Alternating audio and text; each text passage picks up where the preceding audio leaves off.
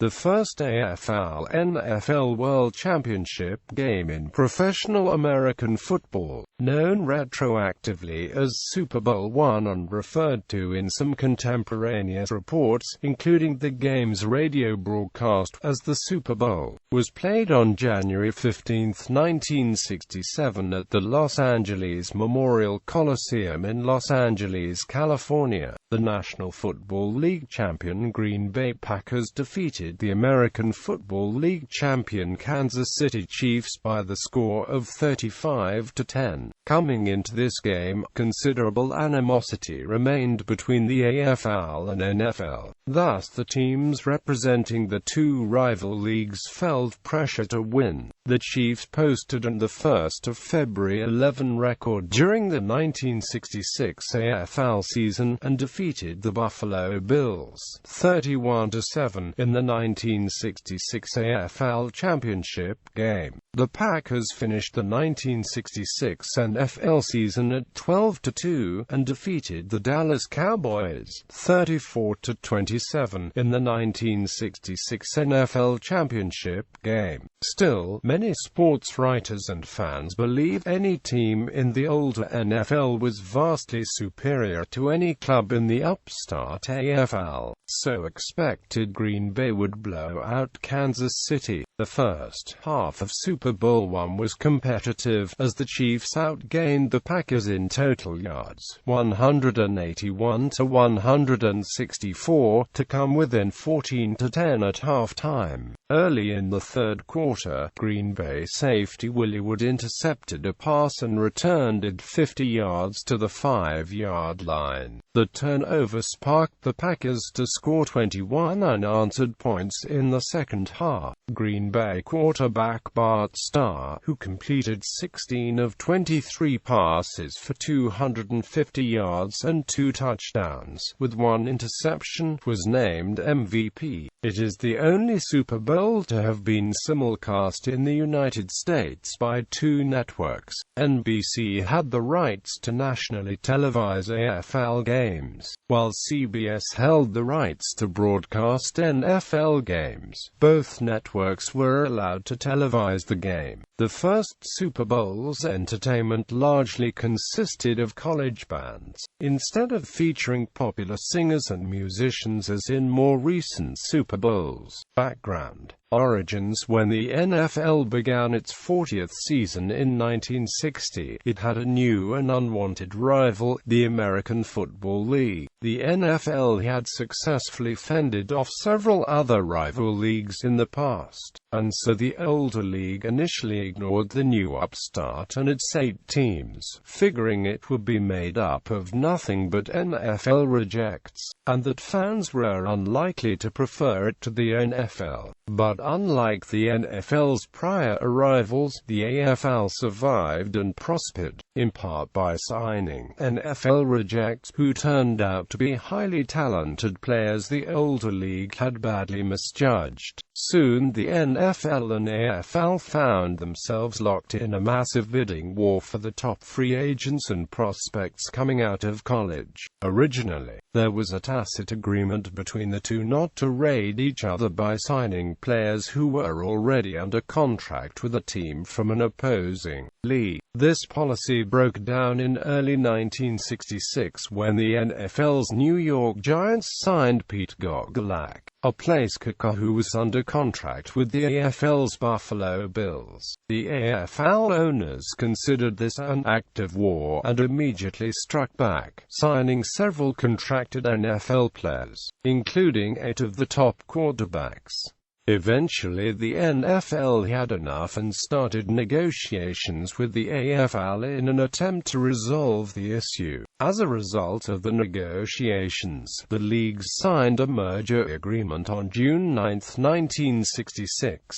Among the details, both leagues agreed to share a common draft in order to end the bidding war for the top college players, as well as merge into a single league after the 1969 season. In addition, an AFL-NFL World Championship Game was established, in which the AFL and NFL champions would play against each other in a game at the end of the season to determine which league had the best team. Los Angeles was not awarded the first AFL-NFL World Championship Game until December 1, 1966, 6 weeks prior to the kickoff. Likewise, the date of the game was not set until December 13. Since the AFL Championship Game originally was scheduled for Monday, December 26, and the NFL Championship Game for Sunday, January 1, the new Championship Game was suggested to be played Sunday, January 8. Eventually, an unprecedented TV doubleheader was held on January 1, with the AFL Championship Game telecast from Buffalo starting at 1 p.m. and the NFL Championship Game telecast from Dallas starting at 4 p.m. Coming into this first game, considerable animosity still existed between the two rival leagues, with both of them putting pressure on the respective champions to trounce the other and prove each league's dominance in professional football. Still, many sports writers and fans believed the game was a mismatch, and any team from the long-established NFL was far superior to the best team from the upstart AFL. The Green Bay Packers played the Kansas City Chiefs, with the Packers winning 35-10.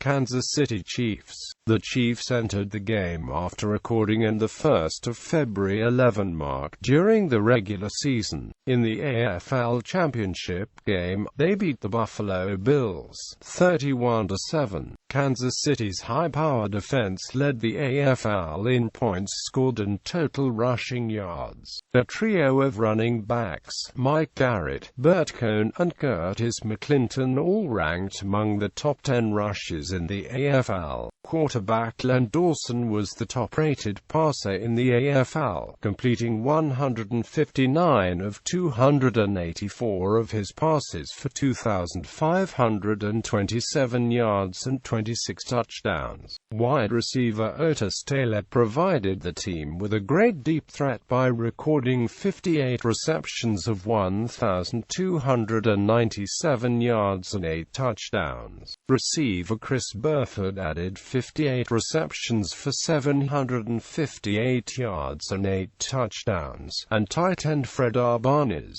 who had 22 catches for 305 yards and 4 touchdowns, was one of 6 Chiefs offensive players who were named to the All-AFL team. The Chiefs also had strong defense, with All-AFL players Jerry Mays and Buck Buchanan anchoring the line. Linebacker Bobby Bell, who was also named to the All-AFL team, was great at run-stopping and pass coverage. The strongest part of the defense, though, was the secondary, led by All-AFL safeties Johnny Robinson and Bobby Hunt, who each recorded 10 interceptions, and defensive back Fred Williamson, who recorded 4. The head coach was Hank Stram. Green Bay Packers. The Packers were an NFL dynasty turning around what had been a losing team just 8 years earlier. The team had posted an NFL worst 1-1-0 record in 1958 before legendary head coach Vince Lombardi was hired in January 1959. Their offense was like a conga dance. One sports writer quipped, 1, 2, 3 and kick. Lombardi was determined to build a winning team. During the preseason, he signed Fred "Fuzzy" Thurston, who had been cut from 3 other teams, but ended up becoming an All-Pro left guard for Green Bay. In addition, Lombardi also made a big trade with the Cleveland Browns that brought 3 players to the team who would become cornerstones of the defense: linemen Henry Jordan, Willie Davis, and Bill Quinlan. Lombardi's hard work paid off, and the Packers improved to a 7-5 regular season record in 1959.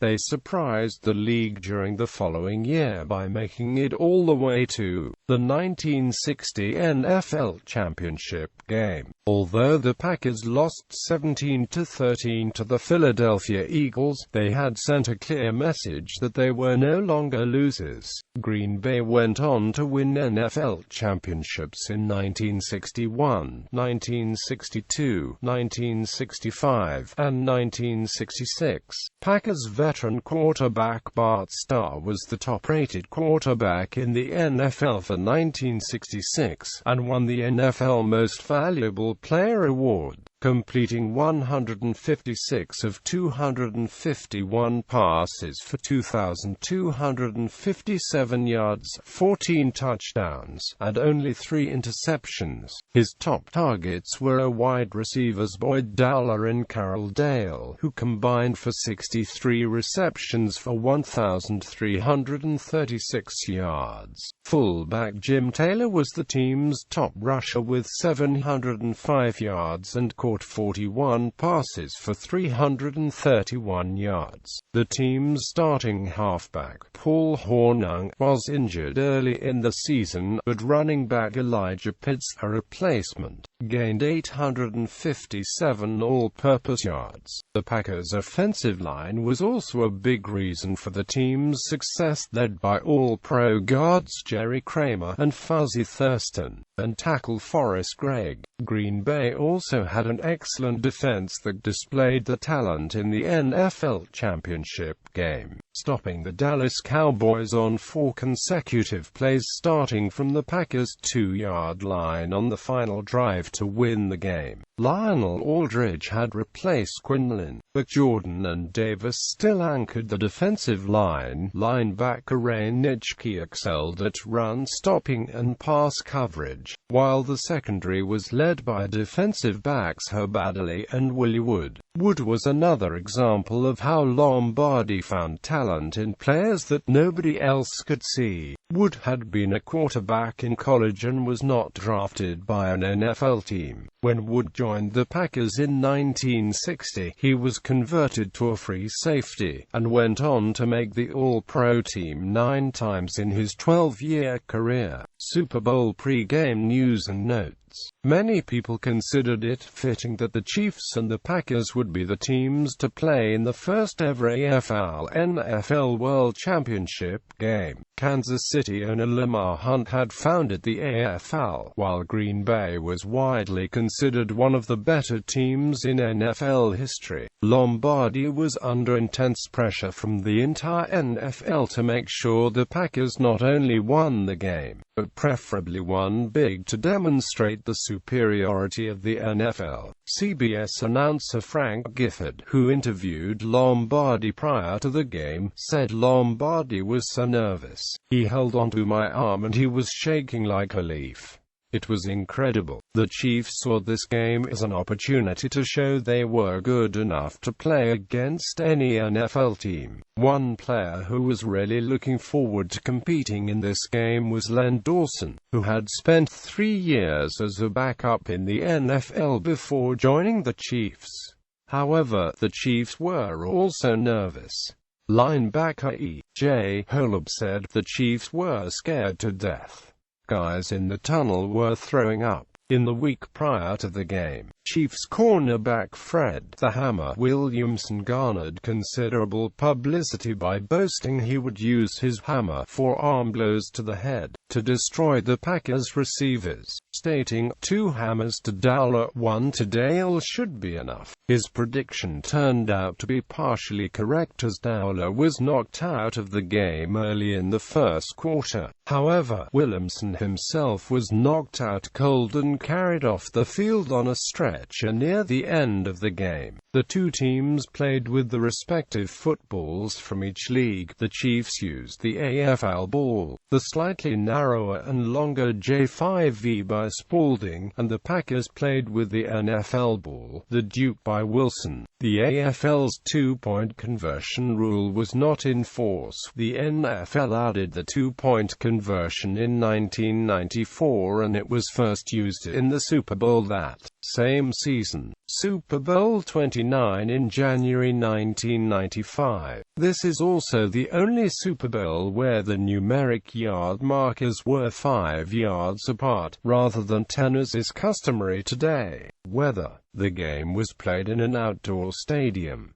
The temperature was 72 degrees Fahrenheit with clear skies. Television. Simulcast. This game is the only Super Bowl to have been broadcast in the United States by 2 television networks simultaneously. At the time, NBC held the rights to nationally televise AFL games while CBS had the rights to broadcast NFL games. Both networks were allowed to cover the game. During the week, tensions flared between the staffs of the 2 networks, who each wanted to win the ratings war, to the point where a fence was built between the CBS and NBC trucks.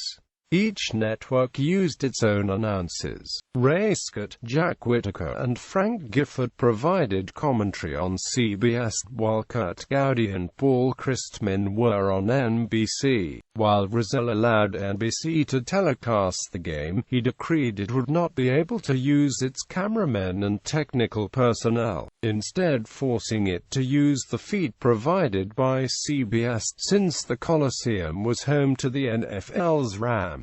Super Bowl I was the only Super Bowl in history that was not a sellout in terms of attendance, despite a TV blackout in the Los Angeles area. Of the 94,000-seat capacity in the Coliseum, 33,000 went unsold. Days before the game, local newspapers printed editorials about what they viewed as an exorbitant $12 price for tickets, and wrote stories about how viewers could pull in the game from stations in distant markets such as Bakersfield, Santa Barbara and San Diego. Game footage. All known broadcast tapes of the game in its entirety were subsequently wiped by both NBC and CBS to save costs, a common practice at the time. This has prevented studies comparing each network's respective telecast. For many years, only 2 small samples of the telecasts were known to have survived, showing Max McGee's opening touchdown and Jim Taylor's first touchdown run. Both were shown in 1991 on HBO's Play-by-Play, A History of Sports Television, and on the Super Bowl 25 pre-game show. In January 2011, a partial recording of the CBS telecast was reported to have been found in a Pennsylvania attic and restored by the Paley Center for Media in New York. The 2-inch color videotape is the most complete version of the broadcast yet discovered, missing only the halftime show and most of the third quarter. The NFL owns the broadcast's copyright and has blocked its sale or distribution. After remaining anonymous and only communicating with the media through his lawyer, the owner of the recording, Troy Haupt, came forward to the New York Times in 2016 to tell his side of the story. NFL Films had a camera crew present and retains a substantial amount of film footage in its archives, some of which has been released in its film productions. One such presentation was the NFL's Greatest Games episode about this Super Bowl, entitled The Spectacle of a Sport. On January 11, 2016, the NFL announced that, in an exhaustive process that took months to complete, NFL Films searched its enormous archives of footage and were able to locate all 145 plays from Super Bowl I from more than a couple dozen disparate sources. Once all the plays were located, NFL Films was able to put the plays in order and stitch them together while fully restoring, remastering, and color-correcting the footage. Finally, audio from the NBC Sports radio broadcast featuring announcers Jim Simpson and George Ratterman was layered on top of the footage to complete the broadcast. The final result represents the only known video footage of the entire action from Super Bowl I. Quote, it then announced that NFL Network would broadcast the newly pieced together game footage in its entirety on January 15, 2016, the 49th anniversary of the contest. This footage was nearly all on film, with the exception of several player introductions and a post-game locker room chat between Pat Summerall and Pete Rozelle. Ceremonies and entertainment. The Los Angeles Majorettes, who had performed at all Rams home games, entertained during pre-game festivities and after each quarter. Also during the pre-game, the University of Arizona band created a physical outline of the continental United States at the center of the field, with the famed Anaheim High School drill team placing banners of each NFL and AFL team at each team's geographical location. The halftime show featured trumpeter Al Hirt, the marching bands from the University of Arizona and Grambling State University, 300 pigeons, 10,000 balloons and a flying demonstration by the hydrogen peroxide-propelled Bell Rocket Airmen. The post-game trophy presentation ceremony was handled by CBS' Pat Summerall and NBC's George Ratterman. Summerall and Ratterman were forced to share a single microphone. Game summary. During the game, the official balls from both leagues were used when the Chiefs were on offense. The official AFL football was used, and when the Packers were on offense, the official NFL ball was used. Even the officiating crew was made up of a combination of AFL and NFL referees, with the NFL's Norm Schachter as the head referee. After both teams traded punts on the first possessions of the game, the Packers jumped out to an early 7-0 lead, driving 80 yards in 6 plays. On the last play, Bart Starr threw past a reserve receiver Max McGee, who had replaced re-injured starter Boyd Dowler earlier in the drive. McGee slipped past Chiefs cornerback Willie Mitchell, made a one-handed catch at the 23-yard line, and then took off for a 37-yard touchdown reception. On their ensuing drive, the Chiefs moved the ball to Green Bay's 33-yard line, but kicker Mike Mercer missed a 40-yard field goal. Early in the second quarter, Kansas City marched 66 yards in 6 plays, featuring a 31-yard reception by receiver Otis Taylor, to tie the game on a 7-yard pass to Curtis McClinton from quarterback Len Dawson, but the Packers responded on the next drive, advancing 73 yards down the field and scoring on fullback Jim Taylor's 14-yard touchdown run with the team's famed power sweep play. Taylor's touchdown run was the first in Super Bowl history. Dawson was sacked for an 8-yard loss on the first play of the Chiefs' next drive, but he followed it up with 4 consecutive completions for 58 yards, including a 27-yarder to Chris Burford, setting up Mercer's 31-yard field goal to make the score 14-10 at the end of the half. At halftime, the Chiefs appeared to have a chance to win. Many people watching the game were surprised how close the score was and how well the AFL's champions were playing. Kansas City actually outgained the Packers in total yards, 181-164, and had 11 first downs compared to the Packers' 9. The Chiefs were exuberant at halftime. Hank Stram said later, "I honestly thought we would come back and win it." The Packers were disappointed with the quality of the play in the first half.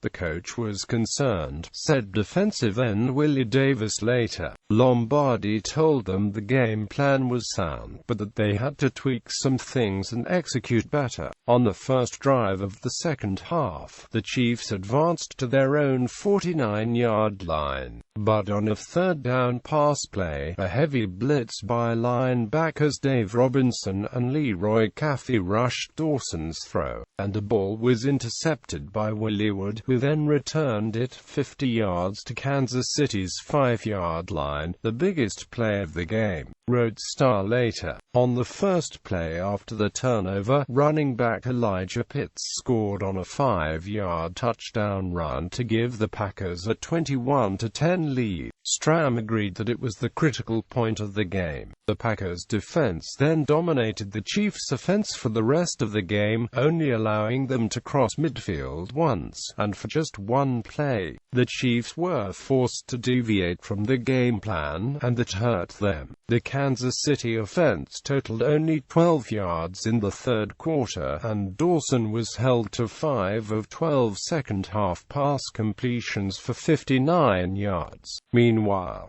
Green Bay forced Kansas City to punt from their own 2-yard line after sacking Dawson twice and got the ball back with good field position on their own 44. McGee subsequently caught 3 passes for 40 yards on a 56-yard drive that ended with his 13-yard touchdown reception. Midway through the fourth quarter, Starr completed a 25-yard pass to Carroll Dale and a 37-yard strike to McGee, moving the ball to the Chiefs' 18-yard line. 4 plays later, Pitts scored his second touchdown on a 1-yard run to close out the scoring, giving the Packers the 35-10 win. Also in the fourth quarter, Fred Williamson, who had boasted about his hammer prior to the game, was knocked out when his head collided with running back Donnie Anderson's knee, and then suffered a broken arm when Chiefs linebacker Sherrill Hedrick fell on him.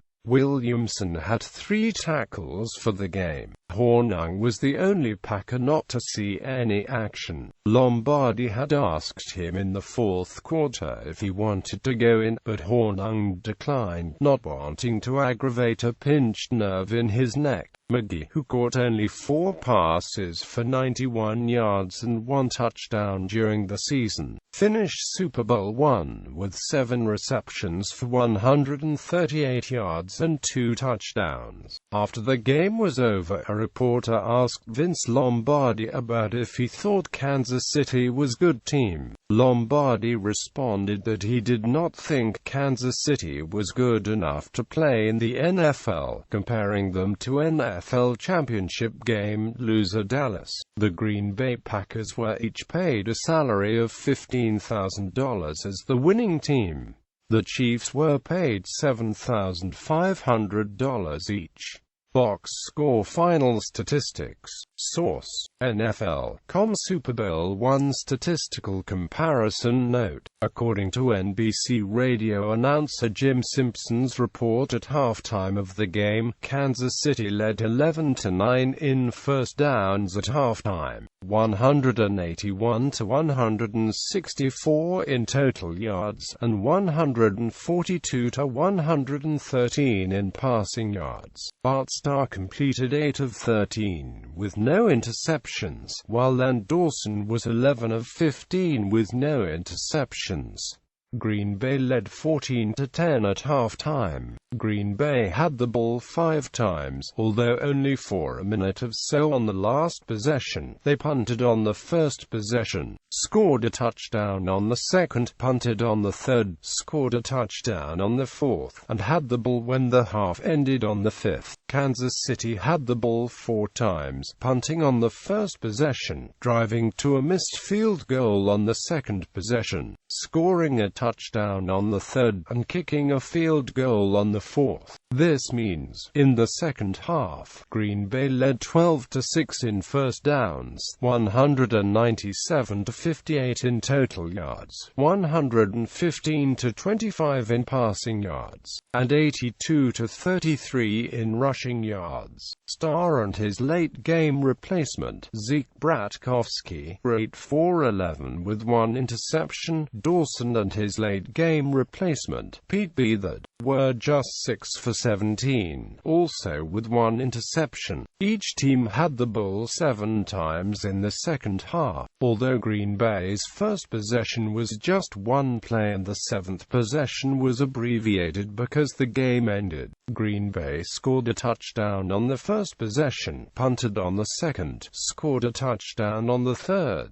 was intercepted at Casey's 15-yard line. line on the 4th, scored a touchdown on the 5th, punted on the 6th, and had the ball when the game ended on the 7th possession. Kansas City was intercepted on the first possession. Woods returned to the 5, set up its touchdown that made the score 21-10, and then punted on each of the next 6 possessions.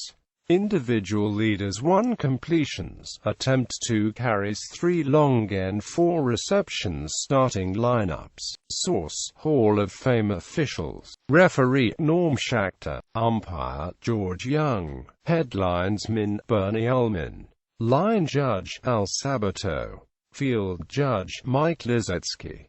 Back judge: Jack Reeder. Note: a 6-official system was used by the NFL from 1965 through the 1977 season. Since officials from the NFL and AFL wore different uniform designs, a neutral uniform was designed for this game. These uniforms had the familiar black and white stripes, but the sleeves were all black with the official's uniform number. This design was also worn in Super Bowl II, but was discontinued after that game when AFL officials began wearing uniforms identical to those of the NFL during the 1968 season, in anticipation of the AFL-NFL merger in 1970.